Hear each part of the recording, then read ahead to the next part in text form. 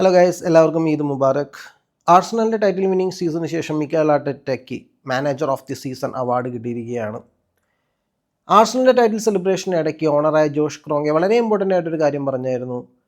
ഞങ്ങൾ ഈ ടീമിനെ ഇവിടെ സ്റ്റാഗ്നേറ്റ് ചെയ്ത് നിർത്താനല്ല ഉദ്ദേശിക്കുന്ന, നെക്സ്റ്റ് സീസൺ നെക്സ്റ്റ് ലെവലിലേക്ക് ഉയർത്താനാണ് ഞങ്ങൾ ലക്ഷ്യമിടുന്നത് എന്നുള്ളത്. സോ അതിലേക്ക് നോക്കുകയാണെങ്കിൽ വളരെ ഇമ്പോർട്ടൻ്റ് ആയിട്ടുള്ളൊരു കാര്യമാണ് ഈ വരുന്ന സമ്മർ ട്രാൻസ്ഫർ വിൻഡോയിലെ സൈനിങ്സ്.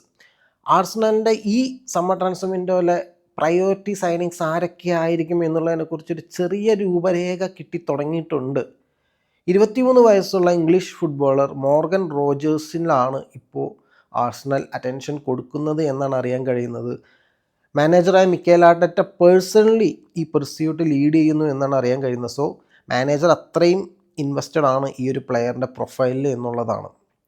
ഇപ്പോൾ കറൻ്റ്ലി ഉനൈ എമറിക്ക് കീഴിൽ ആസ്റ്റൺ വില്ലയിൽ കളിക്കുന്ന പ്ലെയറാണ് മോർഗൻ റോജേഴ്സ്.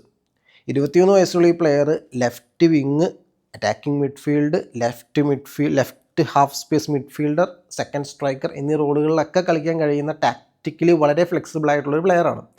സോ അവിടെയാണ് കൺഫ്യൂസ് ചെയ്യുന്നത് തന്നെ ലിറ്റിൽ ബിറ്റ്.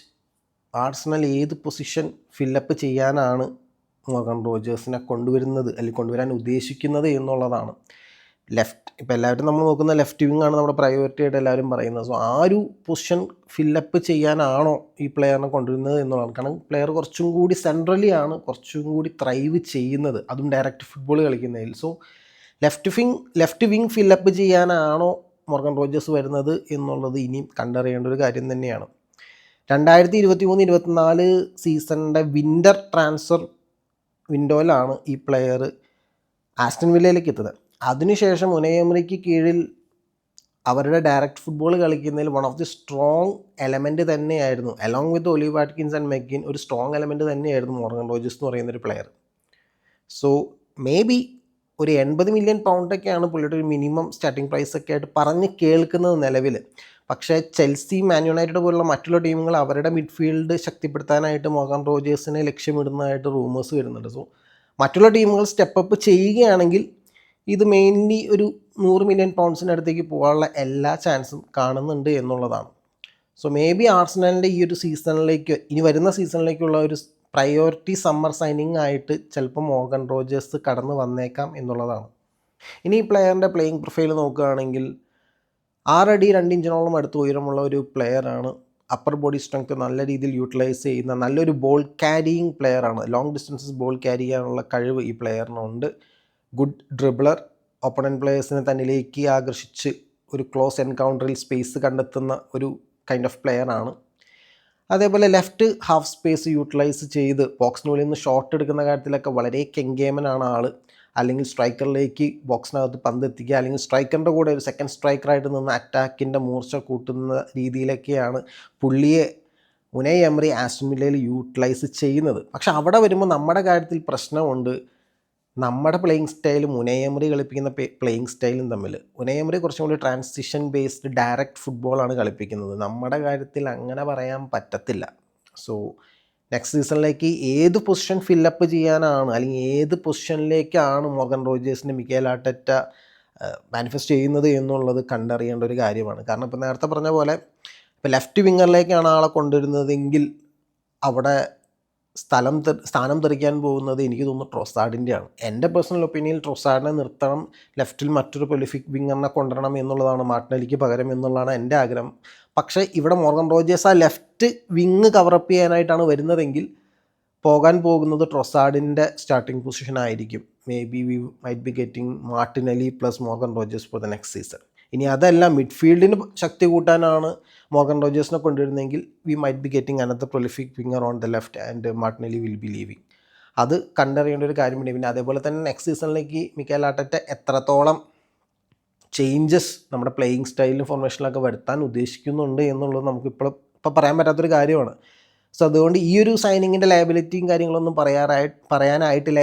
എന്തായാലും നമുക്ക് ശക്തമായിട്ടുള്ള ഒരു അഡീഷൻ തന്നെയായിരിക്കും മോർഗൻ റോജേഴ്സിനെ പോലെ ഒരു പ്ലെയറിനെ നമ്മുടെ സ്ക്വാഡിലേക്ക് ഉൾപ്പെടുത്തുകയാണെങ്കിൽ മിക്കേൽ ആർട്ടറ്റ എങ്ങനെയായിരിക്കും പ്ലെയറിനെ യൂട്ടിലൈസ് ചെയ്യുക എന്നുള്ളതൊക്കെ നമുക്കിനി കണ്ടറിയാം. ഇനി മറ്റുള്ള ട്രാൻസ്ഫർ വിശേഷങ്ങൾ കാര്യങ്ങളും നോക്കുകയാണെങ്കിൽ ആന്റണി ഗോർഡൻ ടു ബാഴ്സലോണ ചൂട് കൂടി വരുന്നു എന്നുള്ളതാണ്. ഇപ്പോൾ club to club talks Newcastle and ബാഴ്സലോണയായിട്ട് ക്ലബ് ടു ക്ലബ് ടോക്സ് നടക്കുന്നു എന്നാണ് അറിയാൻ കഴിയുന്നത്. ആൻഡ് ആന്റണി ഗോർഡനും ബാഴ്സയിലോട്ട് പോകാനുള്ള താല്പര്യം വ്യക്തമായിട്ട് അറിയിച്ചിട്ടുണ്ട് എന്നുള്ളതാണ്. സോ ആന്റണി ഗോർഡൻ്റെ പിറകെ ഓടിയ ബയേണും മറ്റുള്ള പ്രീമിയർ ലീഗ് ടീമുകൾക്കെല്ലാം ഇത് വലിയൊരു അടി തന്നെയാണ്. കാര്യങ്ങൾ ഇപ്പോൾ ബാഴ്സലോണയ്ക്ക് അനുകൂലമായിട്ടാണ് നിൽക്കുന്നത്. So most probably Anthony Gordon to Barcelona നടക്കുക തന്നെ ചെയ്യുമെന്നാണ് തോന്നുന്നത്. ഇനി മാൻ യുണൈറ്റഡ് കാര്യം നോക്കുകയാണെങ്കിൽ അറ്റ്ലാന്റയുടെ ബ്രസീലിയൻ മിഡ്ഫീൽഡറായ എഡേഴ്സൺ ആൾ മാൻ യുണൈറ്റഡുമായിട്ട് പേഴ്സണൽ ടേംസ് എല്ലാം എഗ്രി ചെയ്തു എന്നാണ് അറിയാൻ കഴിയുന്നത്. അറ്റ്ലാന്റയും യുണൈറ്റഡുമായിട്ടൊരു 45 മില്യൺ യൂറോസിൻ്റെ ഒരു പാക്കേജ് ഡീലാണ് സംസാരിച്ചുകൊണ്ടിരുന്നതാണ്. കുറച്ച് നാളായിട്ട് അങ്ങനെയാണ് കേട്ടുകൊണ്ടിരുന്നത്. ഇപ്പോൾ എന്തായാലും പ്ലെയർ പേഴ്സണൽ ടേംസ് എല്ലാം എഗ്രി ചെയ്തിട്ടുണ്ട്. അവിടെയും യുണൈറ്റഡ് വളരെ പോസിറ്റീവായിട്ടുള്ളൊരു പൊസിഷനിൽ തന്നെയാണ് നിൽക്കുന്നത്. Of course they are also trying to sell Ugarte, അങ്ങനെയും അറിയാൻ കഴിഞ്ഞിരുന്നു.